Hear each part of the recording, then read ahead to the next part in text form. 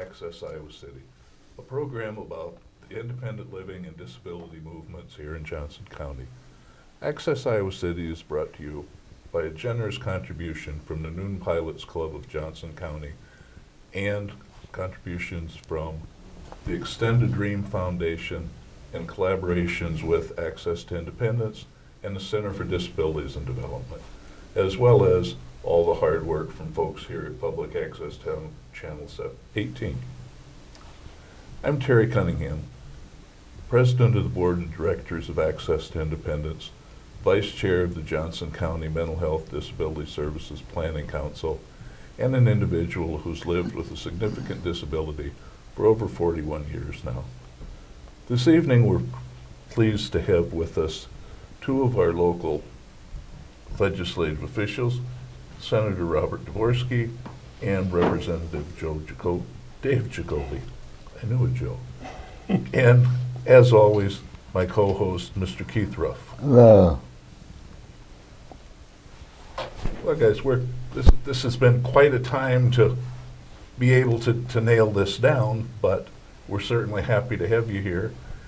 And I think we'd like to start with kind of a wrap-up of the 2012 session, significant things that happened, things that didn't happen that you guys would have liked to seen, and then move into some other issues. Okay. So, you want to start, Bob? Sure. I'll try and hit some of the highlights of the past session. I guess I'm the appropriations chair in the Iowa Senate, so sort of everything I see has to do with appropriations. So obviously the budget was a big part of the session, and we ended up going longer than normal working on the budget. And I think in the end it came out certainly better than the previous fiscal year, and a lot of areas we were in fairly good shape. Some areas we still are going to be short. I think DHS actually was talking about some possible layoffs because we weren't able to fund the level that we needed to, and corrections is really tight on the funding and the staff they have there also. But there was a great deal of discussion on the budget. The Senate Democrats proposed a really fairly decent budget. The governor had one that was less than that, but certainly better than the previous fiscal year. And then the House Republicans' budget was really low, that I don't think you could have operated state government on what they proposed. And I think the governor's office, realizing that, really sort of worked with the House Republicans and tried to get them at least to try and get their budget up a little bit. So they did work with them, and then once the House Republicans and the governor's office were sort of somewhat on the same page on the budget, then the Senate Democrats, we got involved in the discussions and tried to get some further funding for various areas. But I think it's certainly better than last fiscal year, and for people in this area, one of the things that we had a good increase in was an additional $23 million to the Board of Regents. So that translates into an additional, I think, $6 or $7 million to the University of Iowa, which is the first increase they've had in, I think, 4 years. So that really helps a lot for those institutions and keeping that going. We also had substantial increase in the community colleges. As you know, Kirkwood is one of the best community colleges in the United States, not just in Iowa. And we were able to fund them. And we also were able to get a new fund. It's going to be named after Senator Jacoby, who's retiring, of $5 million to move forward in the workforce development area to try and make sure that we have people going to community colleges to get the skills they need to go back into the workforce. So those in the budget area were pretty helpful. We also were able to move forward on the mental health situation. You'll probably have a lot of questions about that.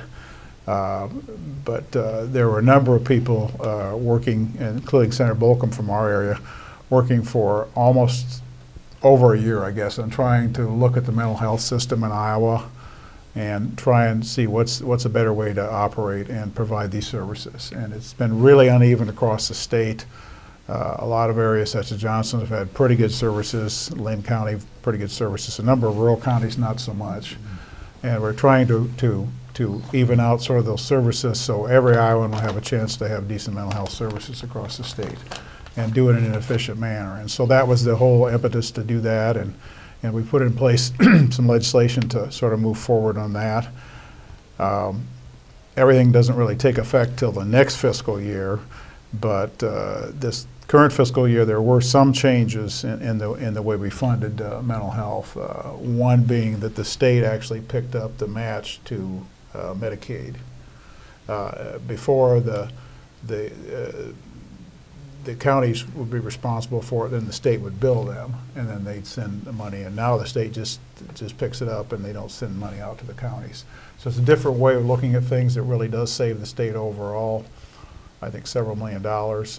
But it's kind of an adjustment time for the counties and how they deal with their budget. And you can kind of see that here in Johnson County with some of the sort of flap about Chatham Oaks and some other institutions and what's going on.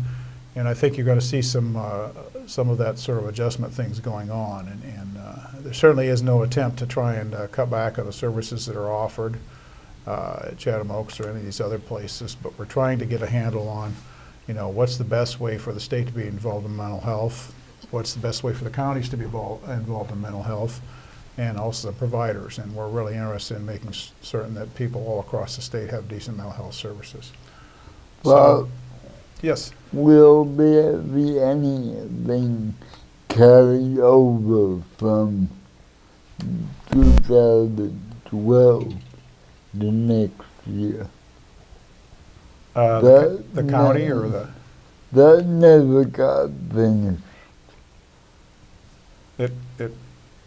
That never got finished in this year's session. Oh, yeah, there was a situation where we weren't able to fund some of the mental health at the level that some people wanted. Okay. That I think they wanted an additional $10 million to do some transitional work there, Sure. and that we weren't able to fund that. As I said, the overall budget number was higher than what the House Republicans wanted, but still not the level that we could have needed to do that sort of thing. So that will be carried over next year. Well, yeah, I mean, we'll have to look at it again next year to see if Okay.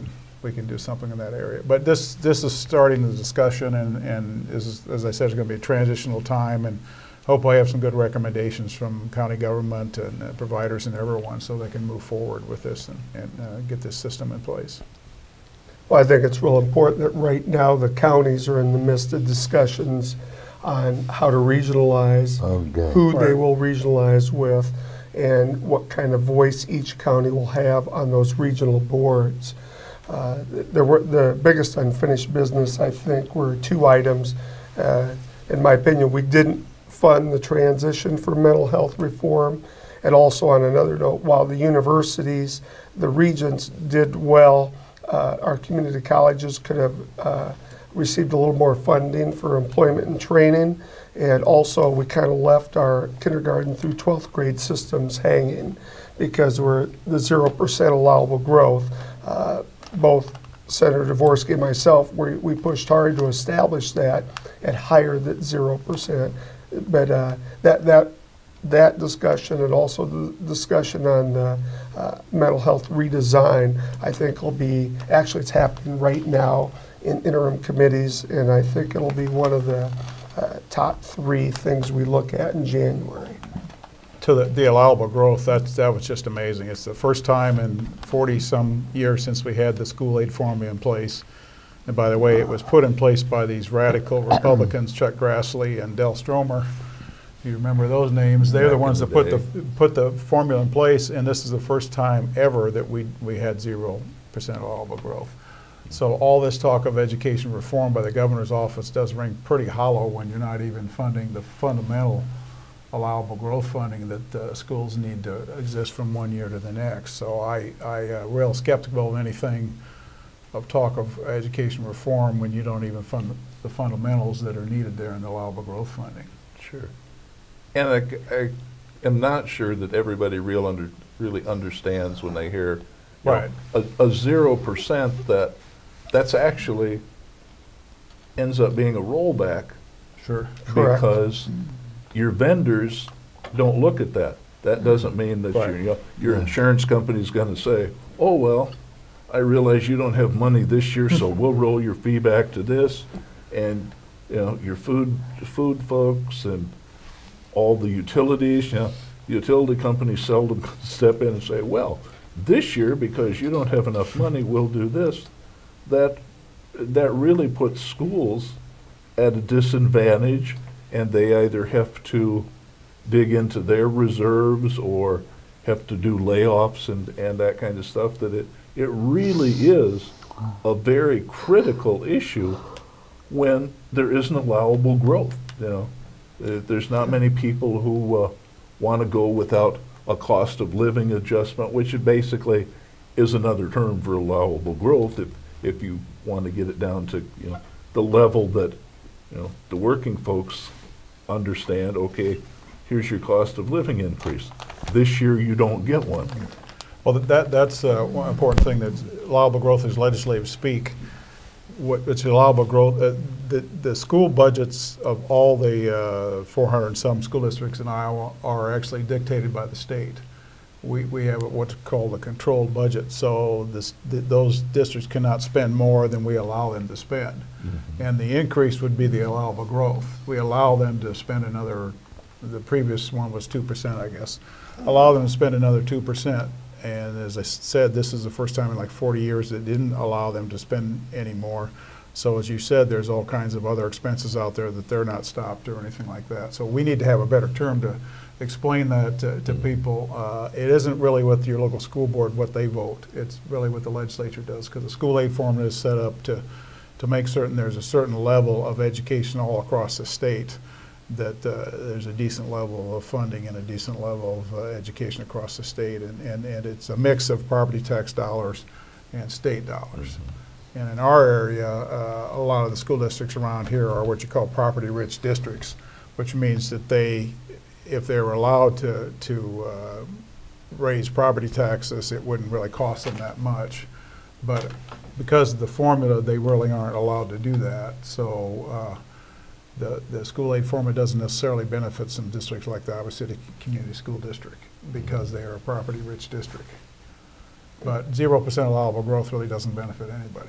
Well, and I think you hit it right on the head, Terry, when you mentioned how it hurts schools. While we were debating school reform and what ideas would truly lead to some improvement in our schools, the individual school districts, all of them, almost 372 districts, were issuing pink slips for teachers and staff, because when you don't give enough baseline funding, allowable growth, the individual per pupil allocation that comes from the state, then administrators had no choice. So instead of discussing what we can do to improve education for our students, they were walking through the halls handing out pink slips. So I think in that particular way, the governor not only hurt himself in terms of school reform, but hurt himself in terms of having any kind of relationship with people who work with our students. And aren't school boards required to certify their budget by a certain point? And didn't that also fall into it, that the discussion on allowable growth didn't complete until after the time frame for the schools were, so they had to operate under the assumption that they were getting the prior year and issue the pink slips because Their Part of that. union contracts and that kind of stuff were there? That's accurate. Well, contracts, and also the administrators have to start planning for the next year. It should have been done by the end of February, and hate to get political, but the House Republicans held it up. And they said, we're not going to talk about it, we're not going to do it. And it's a little frustrating. I mean, the problem with politics sometimes is it gets too darn political. But Yeah. by gosh, that was a very political move on their part. And it was just a refusal to even discuss the issue. And we were willing to come to the table and compromise. If you would have asked me in January, I would have thought at worst, we would have come out with 1% allowable growth, and at best 3.5. So it's somewhere in the middle. You compromise 2%, but it did indeed come out at 0 this year. How long will it take, and this is for both of you, to see the mental health redesign program come into actuality? Well, the first step is, in my opinion, how the counties regionalize, Okay. and what they come back to Des Moines and say, these are the good first steps we've taken, and here's the significant barriers we have. And in Johnson County, one of the barriers we have, and the senator and I have this discussion often in Des Moines, is I think there's a misconception that we have enough services in Johnson County. We don't have enough health professionals in Johnson County. And people perceive us as, well, you have plenty of professionals, you got all the health care system, people can come to Johnson County and receive services. We have waiting lists for services in Johnson County that are far too long, both on treatment side and employment and training side.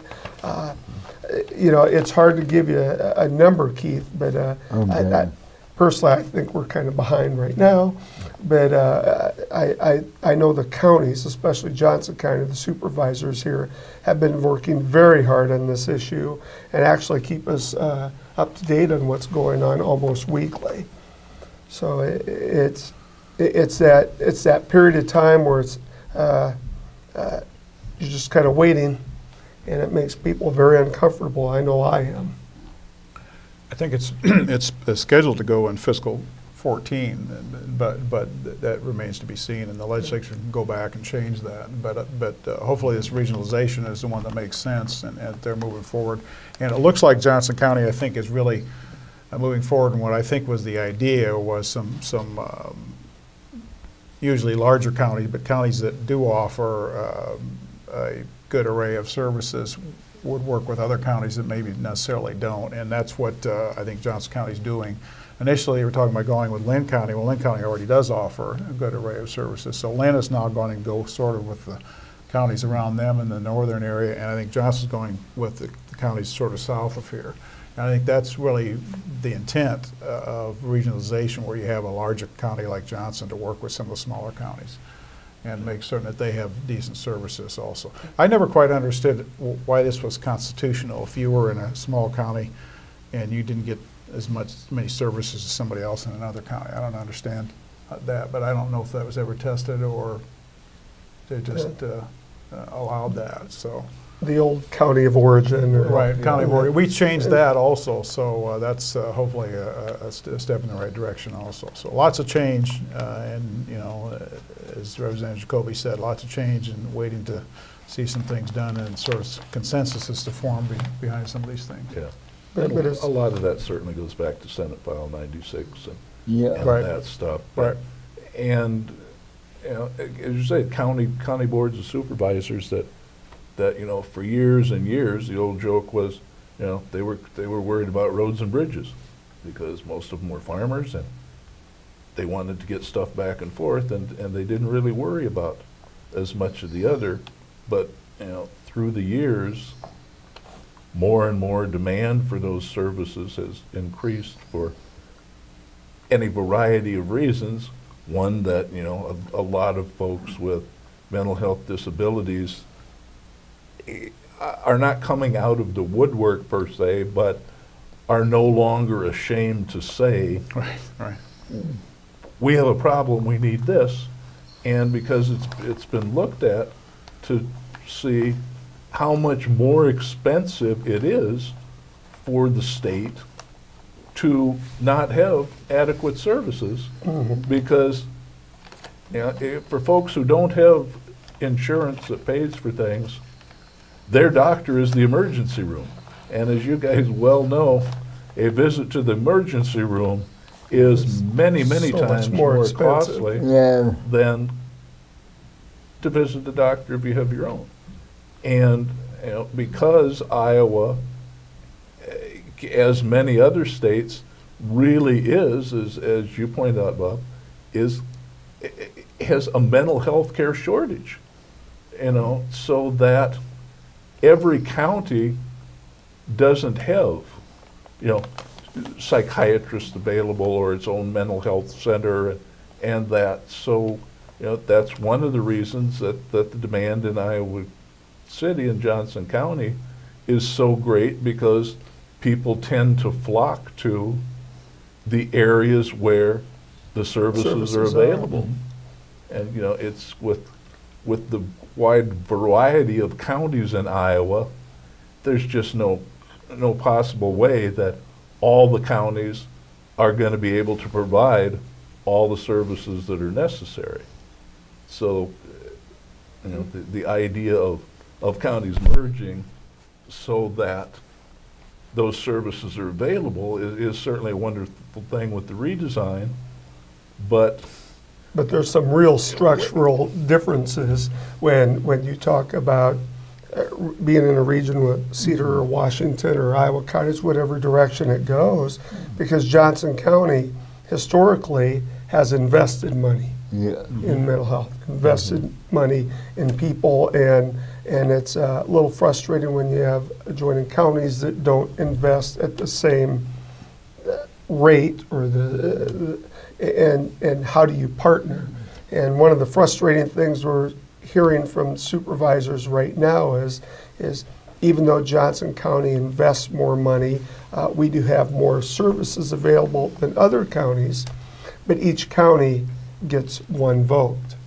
So Cedar, our surrounding counties, while they may not make the same financial investment that we do in Johnson County and those adjoining counties would each have one vote.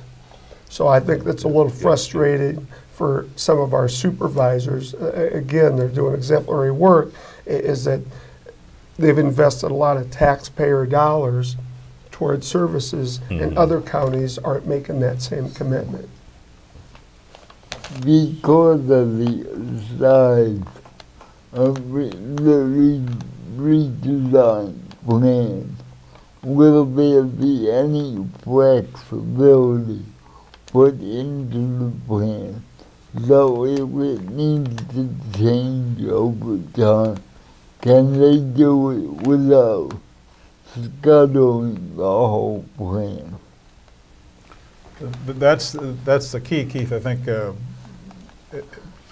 flexibility is usually not a word reserved for the state government, but I hope we can. Or moving at lightning pace. Right.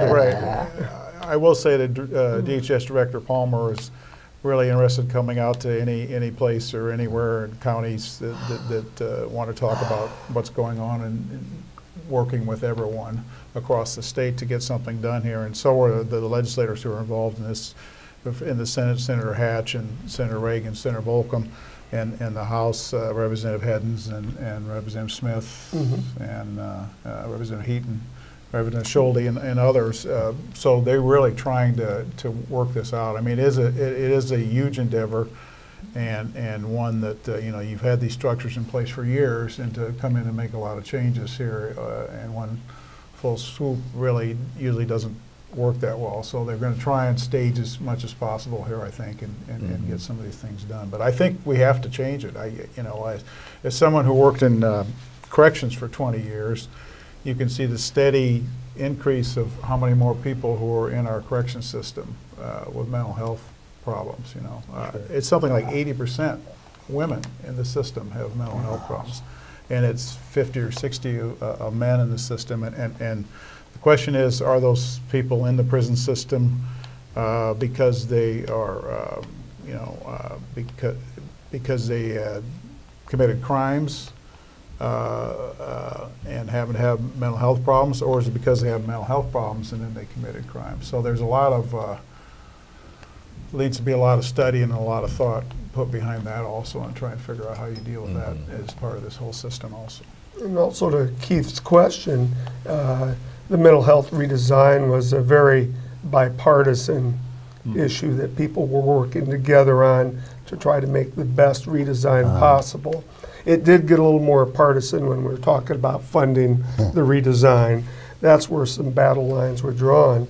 But I do know that House Republicans and House Democrats and Senate Democrats and Senate Republicans were working very hard on the design.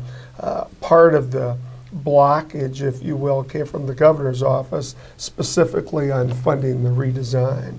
So I think it's an issue everyone's going to keep on top of, especially from now until January when we go back to Des Moines. Do we have any idea when the plan is complete? Well, how many regions will there be? We've already got 99 counties. We do have 99 counties, and they're in the Constitution, by the way. If you look in the Constitution, it actually lists out the boundaries of these counties. The reason the senator jumped on the county thing is because he knew I'm ready to go to 5 regions, but he reminds me that the counties are in the state constitution. I was local government chair in the past century in the Iowa House of Representatives, and we looked at different ways to allow counties to integrate services and offer services with other counties and that sort of thing. And there is a number of legislation on the books to allow that. So you could do some things there. Well, you can do a lot of things with 28E, but you could do a lot of things there and still keep intact the county system, but provide services differently. And so they're there. It just needs political will to move it forward. Yeah, and I don't think it's all going to be scuttled, Keith. And I think at this point, Yeah. you know, I hope everybody in the state knows how hard and what good people really have been working behind the scenes to get this stuff done. On both. At that level, it's a very nonpartisan issue. There are folks who want to see services provided, and services provided well.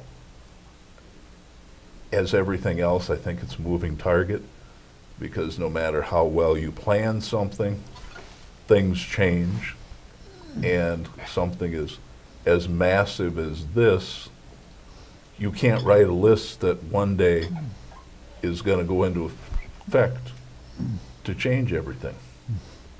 I think one really stumbling block, and Representative Jacoby mentioned that, is you need to get the buy-in of the top leadership. You need to get the buy-in of the governor's office, and specifically in funding and that sort of thing. And you need the buy-in of all the leaders of the caucuses.